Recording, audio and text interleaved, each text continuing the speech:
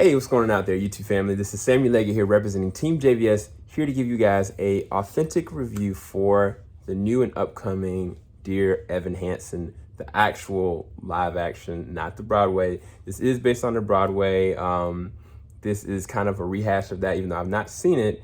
I do know that Ben Platt is back playing Evan Hansen again. I think the last person that played it was a notable name in Jordan Fisher, who was on The Flash recently. He's also an amazing singer as well. He also played Evan Hansen last when it was on Broadway. But in terms of what the backdrop is, Evan Hansen is a high schooler and he's battling depression, he's battling anxiety, and he feels like an outsider.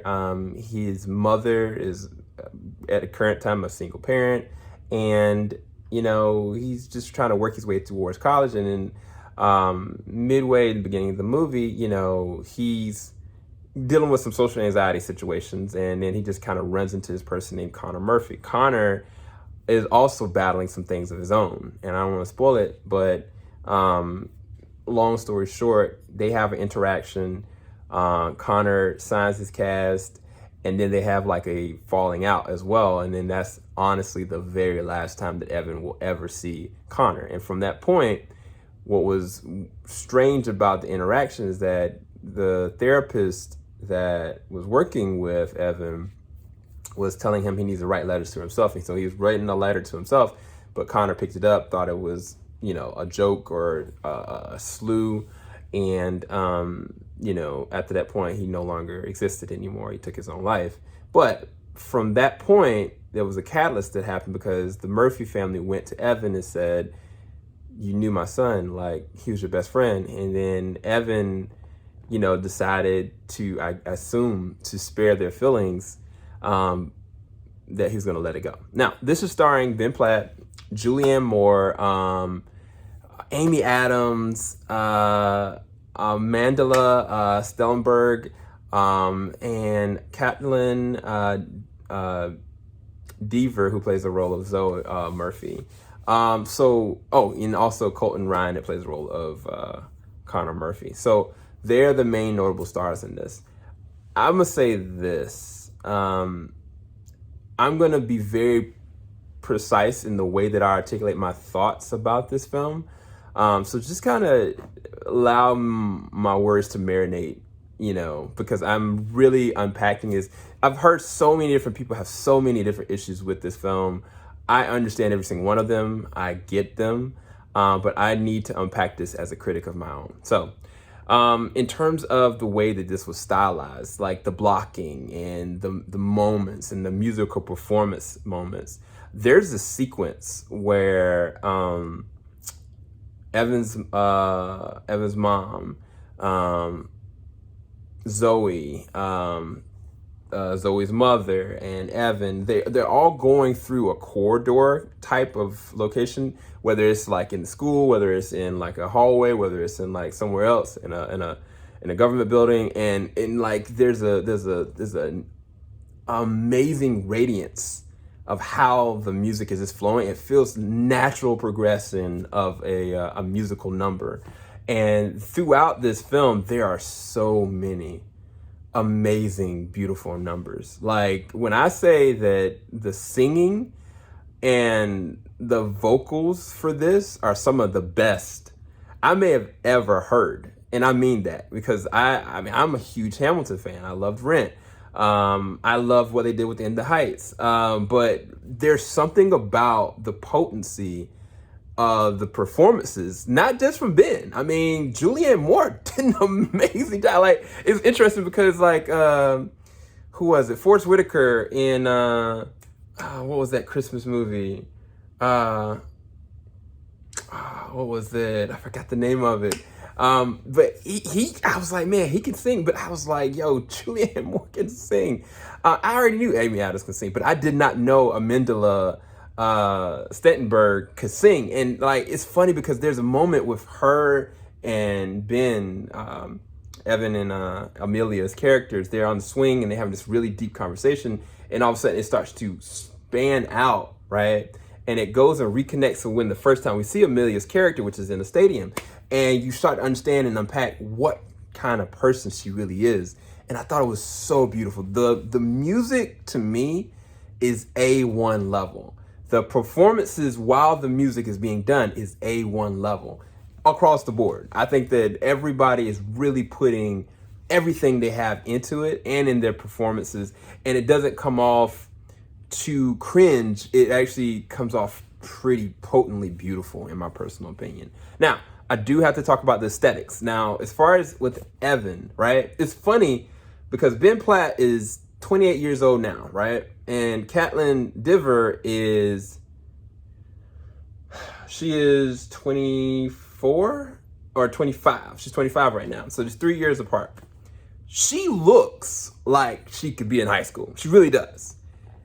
Ben Platt just doesn't at all. And I think what they did, he clean shaved. He probably tried to lose a little bit of weight. I'm not really sure how much weight he actually lost, but I did see and read that they tried to do a masking to make him look younger. And I don't think it helps service the byproduct, because the whole entire time, the beginning of it, I was talking with somebody else and I was like, why does he look like this? Like it makes him look really old. It makes him look really strange and creepy. And it's kind of like, it's weird because the character Evan is not necessarily the likable character at all. Matter of fact, my favorite character is Amelia. Amelia Beck is my favorite character in this film. I think that she is a beautiful soul. Evan has got a lot of different issues, and I understand all of his issues. I know where they even start from, because Julianne Moore's character, Heidi, I was kind of like, man, why is his mother so this? Like, what brought him to this situation? And now I understand. And the whole entire movie, right? Evan is he's living this lie. And this lie is literally the foundation of everything that is everybody. Like, everybody is literally holding themselves up on Evan's lie. Like, whether it is, trying to be better, whether it is trying to move forward, whether it's dealing with their grief over the situation, whether it was they're feeling emptiness and darkness within themselves, or thinking about taking their own lives, or dealing with the anxiety or the different problems that are overtaking their minds and their hearts. And they're all riding on this lie. And like, this is where I don't know how to deal with this in terms of critiquing it, because I didn't see the play. I wish I would have seen the play, because I would have had a little bit more of embrace. But looking at it as a film, I'm like, this is not good storytelling in the sense of what you're trying to convey.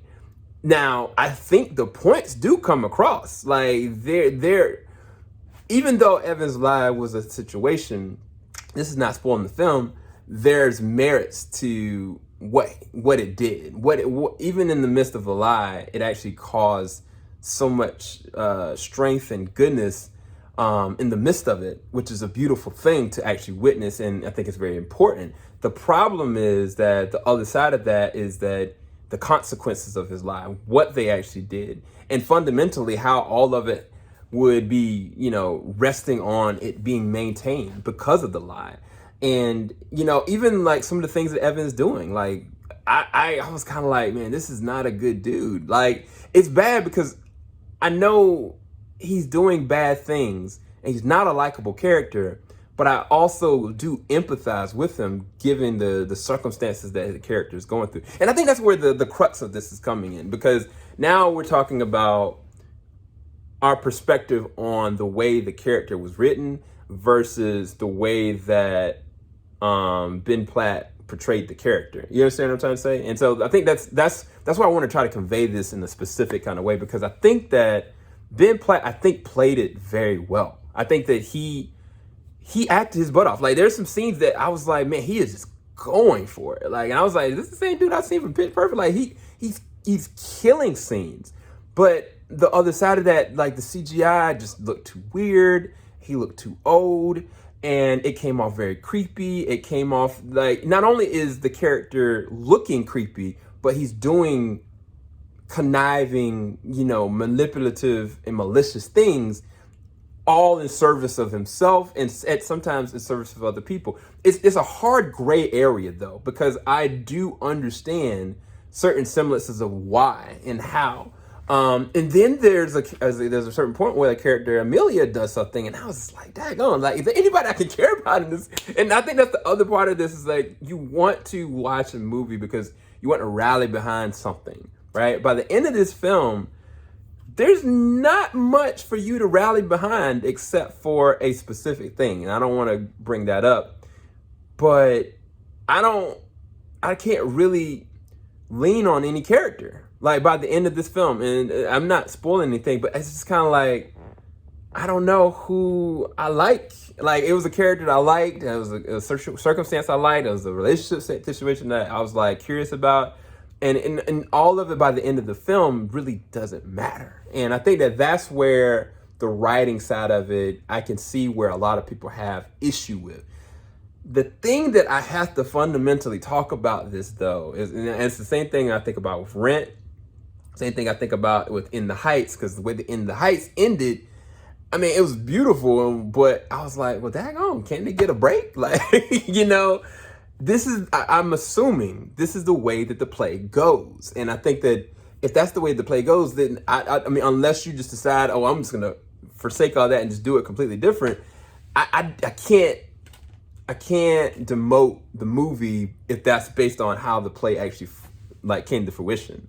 And that's where I'm saying that this is a hard say, because I'm talking about the merits of what the original, you know, story was about. And that it's not self-serving, but it's supposed to be important to bring awareness to people that are lost, people that are hurting, people that are in pain, people that are dealing with mental illness, people that are dealing with a lack of comprehension, people that are dealing with suicidal thoughts. Like all these things are in this film. And I think that when the moments are hitting, they're hitting very well. The problem is that there's an amalgam of different backlog things, whether it is the face and the look of, you know, Ben Platt's character, Evan, whether it is what Evan is actually doing and how he's actually doing it, whether it's the people that, you know, are centered around Evan and how they're using him and how he's using them. And it's just, it comes off as like a huge mess of a circumstance. But at the end of the day, this is a musical turned, into something as a film. And I think that as a translation of a film, all the musical numbers hit, all the performances really actually honestly did hit. The style and the way that they were able to convey it to make it feel pretty natural without going too musicalist. Like there's no dancing and vibrancy. It's all like breaking out into a specific epic musical moment or a driven home emotional circumstance. And I think that the other thing is there are some emotional moments in this that I was like, man, I don't want to see it. I was like, I got to turn the volume down. So I think that as it translates from the Broadway, as a musical going to the film, and I think that's another thing to talk about is should certain films, or should certain Broadway musicals be translated to film? Like, at what point does the balance throw off? And I think that that's where normal audience people, like, this is not something that's going to be self-serving for you, but you feel the radiance and the beauty and the range of the musical performances and what they're doing and how they're doing it and how it's being pushed in front of you. I think it's just the in-between measure, which is the story, which is the visual look and aesthetic of how Ben Platt looks. And I think that those are the things that are going to overshadow anything of resonance in this film. But I think that I really do appreciate this film. I'm going to rest this at a 7 or a 7.5 out of 10. I don't think this is a bad film. I think that the way that the story tells it, and if it is the same as the play, maybe if it's different, y'all let me know in the comment section below, please. Then I will say, okay, they should have stuck to what their guns were. But if this is what it is, then it's just a matter of some things probably should not be translated from Broadway over to live action on the theatrical. But I feel like, man, I can't wait to go through this soundtrack, bro. It's so beautiful. Let me know what you guys think of this review. And if you get a chance to check out Dear Evan Hansen, please also let me know what you think. Go into it with an open mind. I've given you everything I could give you without spoiling the film. And I salute, the the effort in trying to make this come to fruition. So we'll see what happens. Talk to you guys later. Keep it locked. JVS, we ain't gonna stop. Peace, guys.